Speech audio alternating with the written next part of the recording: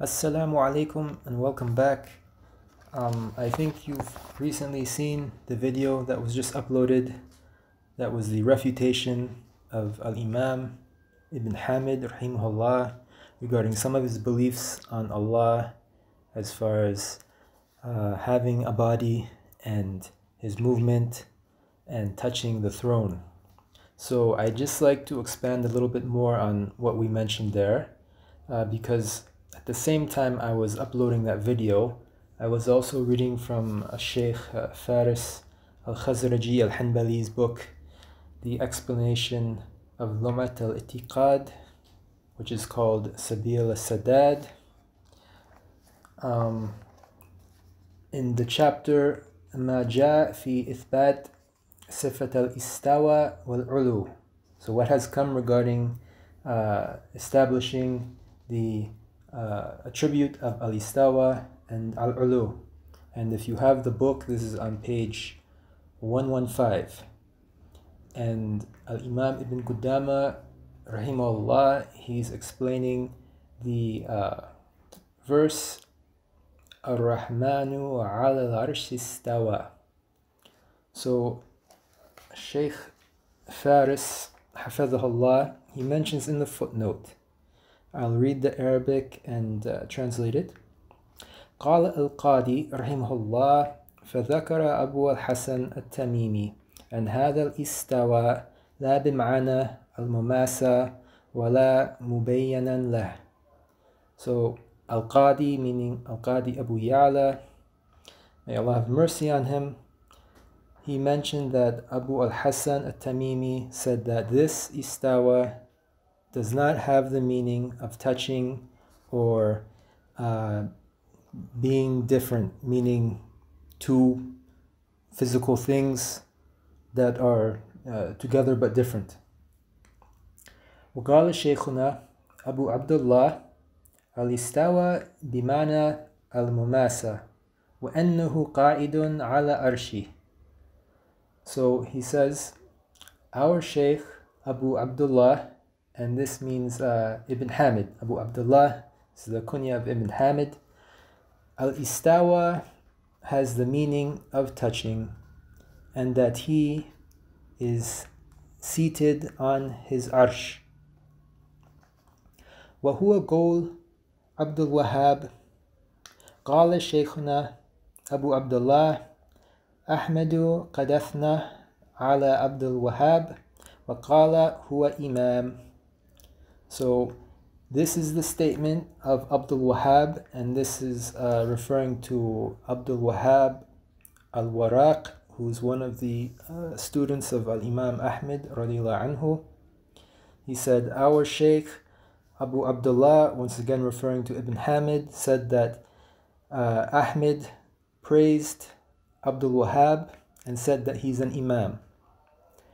وذلك وأن إطلاق الاستوى في لغة العرب هو ما ذكرنا فيجب أن يحمل عليه.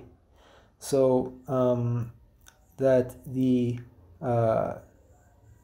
saying of al-istawa in the Arabic language is what we have mentioned, meaning that kind of apparent meaning. So we must go according to it.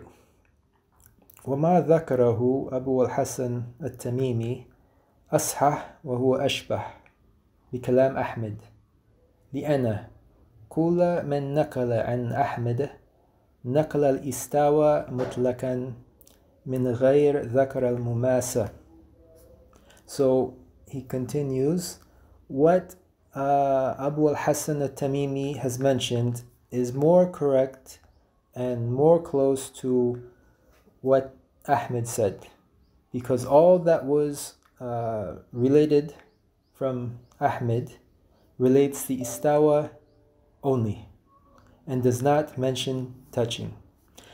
وَلِيَانَ الْمُمَاسَةَ وَالْمُبَيَّنَةَ تستحيل عليه لأنها من صفات الحدث فلم يجوز إثباتها عليه.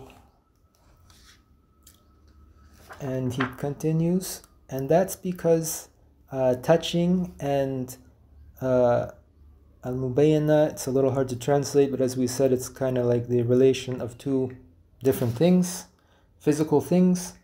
They are impossible, tastahil alay, for Allah, and that they are attributes of al-hadith, or created things. So it's not allowed to establish them for him, meaning Allah subhanahu wa ta'ala. And that was mentioned in Kitab Ruwayatain wal Wajhain fil Aqidah by al-Imam Abu Ya'la rahimahullah. So based on what was said here, we can come to several conclusions just to summarize. First, we can say that Ibn Hamid was not the first to have this view or this belief. Second, Abdul Wahhab, he mentioned it, and he mentioned it with the evidence of it being the linguistic meaning of the word. So this would be the approach of the Dhahariya, the literalists. And Al-Imam Ibn Rajab rahimahullah, he's mentioned the danger of the innovation of the Dhahariya in his book Fadl Ilm al-Salaf, which you can read more about. Third, what was mentioned regarding the touching was not what was mentioned by Al-Imam Ahmed. There are no narrations from him that mention this. 5, it is mustahil or impossible for Allah, so we should also reject it on that basis. And lastly, it's an innovation. It was not mentioned by Al-Imam Ahmed. And just to summarize, it's not that we're blindly following Al-Imam Ahmed, but we believe Al-Imam Ahmed is one of the Imams who is reflecting the belief of the Salaf and has authentically and faithfully transmitted it. So when we have something in addition to what Al-Imam Ahmed or the Salaf have said, we declare that an innovation. And Rasulullah sallallahu alayhi wasallam has expressed the danger in that in the hadith narrated by al-Mu'mineen Aisha radiyallahu anha, where she reported that Rasulullah sallallahu alayhi wasallam said, "Man ahdatha fi amrina hadha ma laysa minhu fahuwa rad." So the person who is bringing something new or innovating in our amr, or that means the deen, what is not from it, then it is rejected. And this is Rawahu al-Shaykhan, narrated by al-Bukhari and Muslim. And on this hadith, al-Imam Ahmed, he mentioned this hadith with إِنَّمَا الْعَمَلْ بِنِيَّاتٍ and إِنَّ الْحَلَالَ بَيِّنٌ وَإِنَّ الْحَرَامَ بَيِّنٌ as the three hadith that best encompass the meaning of the deen. And on this issue, we can always see that the people who have gone astray are innovators. They are people who've brought something new to the deen that was not always there. And that's why the innovative sects, we always find that they're named usually after their innovator or the thing that they've innovated according to. So there's the Jahamiya, al-Qadariya, Karamiya, etc. They're all named after the thing or the person that brought the innovation. So Nasallallahu as-salamu wal-afiyah. We ask Allah to be safe from that and to be cured for that.